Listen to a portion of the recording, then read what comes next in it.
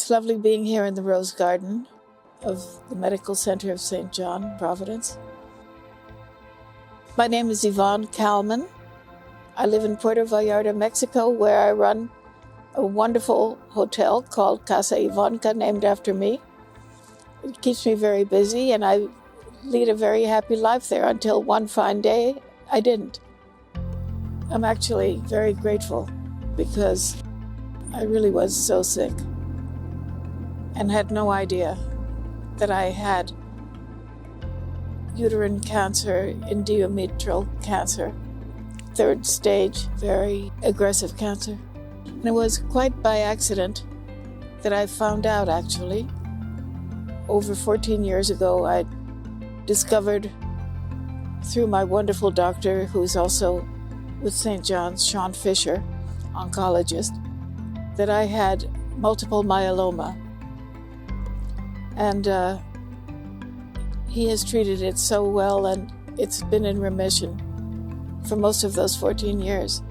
I found out when I was in Vallarta, quite by accident, that I had this cancer, which was, if it hadn't been treated when it was, I had very little time left.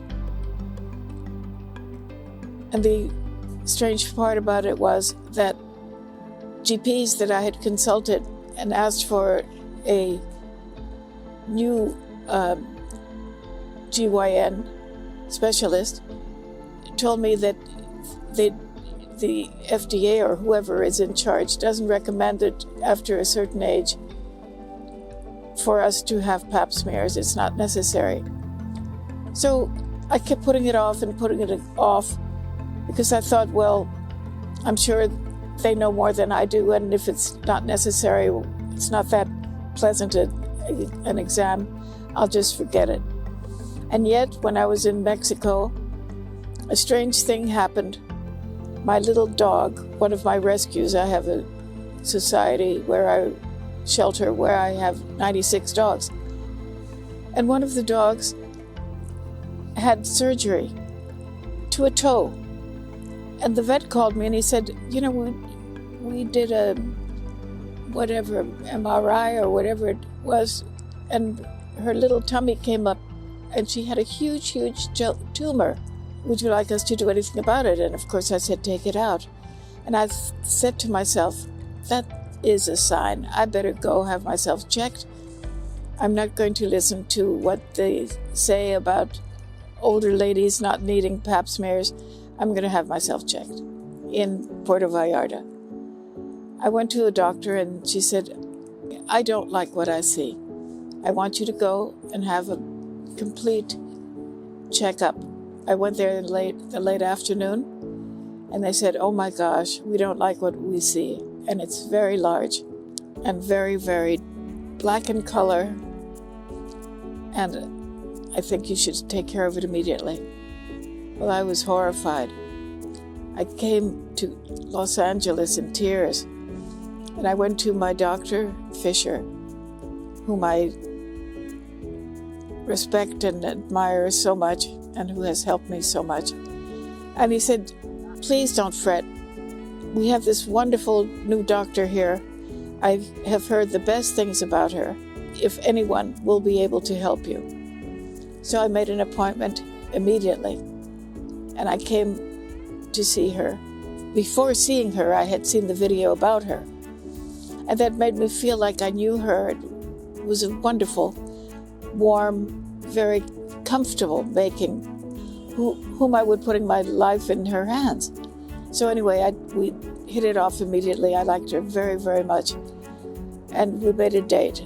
And she said at that time, it's actually far too big for me to operate without doing permanent damage. You need to have chemo first, and then we'll talk.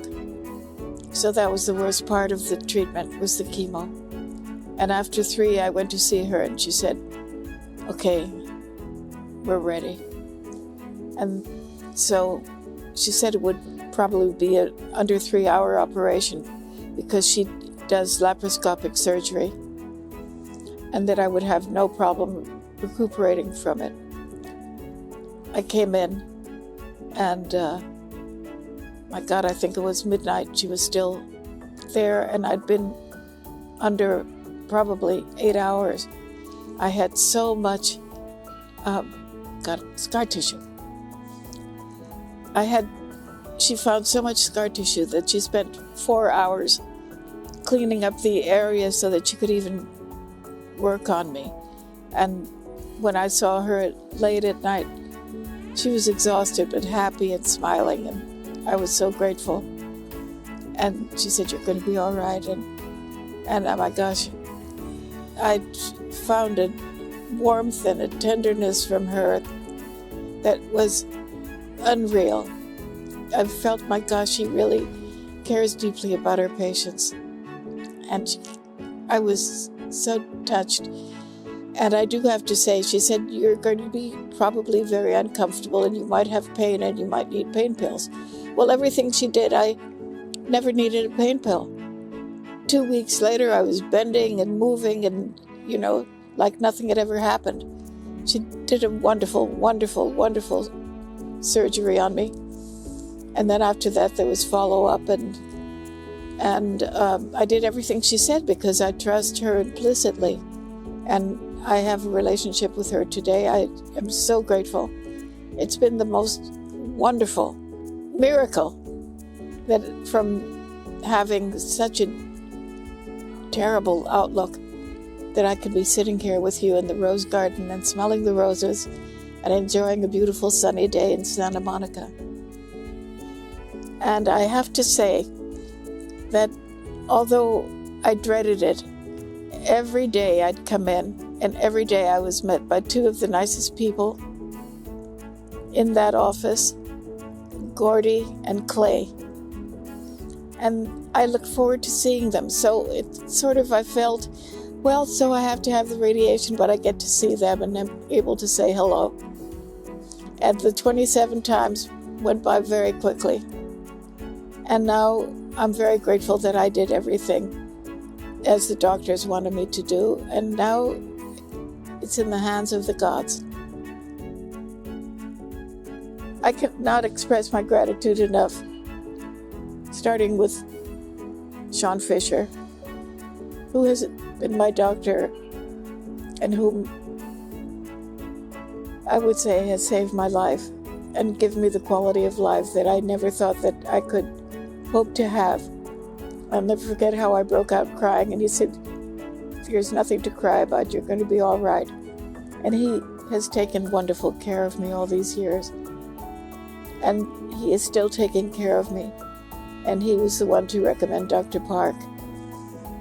And I would like to thank Dr. Park for the person that she is, for the doctor that she is, for the energy that she has, for the caring, and for the instant warmth. Not all doctors are the same, but these are two outstanding doctors. And I'm very grateful that they're under the same roof at St. John's. And I'm very grateful that I'm a patient here. Really, thank you.